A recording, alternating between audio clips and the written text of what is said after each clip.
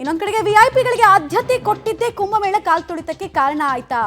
ಅಧಿಕಾರಿಗಳು ವಿಐಪಿಗಳ ಸೇವೆಯಲ್ಲಿ ಬ್ಯುಸಿ ಆಗಿದ್ರು, ಹೀಗಾಗಿ ಕಾಲ್ತುಳಿತ ಸಂಭವಿಸಿದೆ. ಇಂದು ಮೌನಿ ಅಮಾವಾಸ್ಯೆ ಆಗಿದ್ದು ಕೋಟ್ಯಾಂತರ ಜನ ಬರುವಂತಹ ನಿರೀಕ್ಷೆ ಇತ್ತು. 10 ಕೋಟಿ ಜನ ಎಕ್ಸ್ಪೆಕ್ಟೇಷನ್. ಆದರೂ ಅಧಿಕಾರಿಗಳು ವಿಐಪಿ ಸೇವೆಯಲ್ಲಿ ನಿರತರಾಗಿದ್ರು.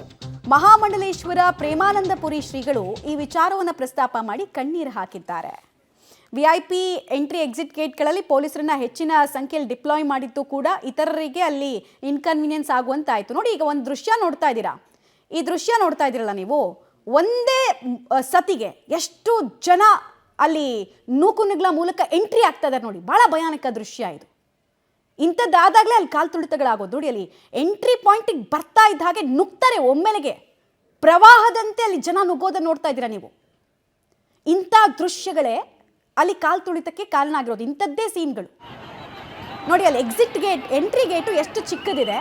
ಒಮ್ಮೆಲೆಗೆ ಜನರನ್ನ ಅಲ್ಲಿ ಪೊಲೀಸು ಸಿಬ್ಬಂದಿಗಳು ಯಾರ ಮಾತು ಕೇಳಲ್ಲ. ಎಂಟ್ರಿಗೆ ಅವಕಾಶ ಸಿಕ್ತು ಅಂದ ತಕ್ಷಣನೇ ಸಾವಕಾಶವಾಗಿ ಹೋಗಲ್ಲ, ಅಲ್ಲಿ ಎಲ್ಲರೂ ನುಗ್ತಾರೆ ಫಸ್ಟ್ ಹೋಗ್ಬಿಡ್ಬೇಕು ಅಂತ.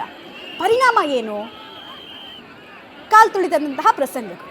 ಮೌನಿ ಅಮಾವಾಸ್ಯೆ ಎಂದು ಪುಣ್ಯ ಸ್ನಾನಕ್ಕೆ ಅಂತ ಭಕ್ತಾದಿಗಳು ಒಮ್ಮೆಲೆಗೆ ನುಗ್ಗಿದ ಪರಿಣಾಮ ಉಂಟಾದಂತಹ ಕಾಲ್ ತುಳಿತ ನಂತರದ ದೃಶ್ಯ ಹಾಗೂ ಪ್ರಯಾಗ್ರಾಜ್ನಲ್ಲಿ ಇನ್ನೂ ಒಂದಷ್ಟು ದೃಶ್ಯಗಳು ಸಿಗ್ತಾ ಇದೆ. ಮಾಸ್ ಗ್ಯಾದರಿಂಗ್ನ ಸಂದರ್ಭದಲ್ಲಿ ಕ್ರೌಡ್ ಕಂಟ್ರೋಲ್ ಕೆಲ ಕಡೆಗಳಲ್ಲಿ ಆಗೇ ಇಲ್ಲ ಪೊಲೀಸರಿಗೆ ಅಂತ. ಇನ್ನೊಂದು ಕಡೆಗೆ ನಿಮಗೆ ಆ ಘಾಟ್ನ ಬಳಿ ಮತ್ತು ಸಂಗಮದ ಪ್ರದೇಶದ ಬಳಿ ಯಾವ ಸಂಖ್ಯೆಯಲ್ಲಿ ಜನ ಬಂದಿದ್ದಾರೆ. ಡ್ರೋನ್ ಶಾಟ್ಸ್ ಹೇಳ್ತಾ ಇದೆ ನಿಮಗೆ, ಕೋಟಿಗಟ್ಟಲೆ ಜನರ ಆಗಮನ ಆಗಿದೆ ಅಂತ.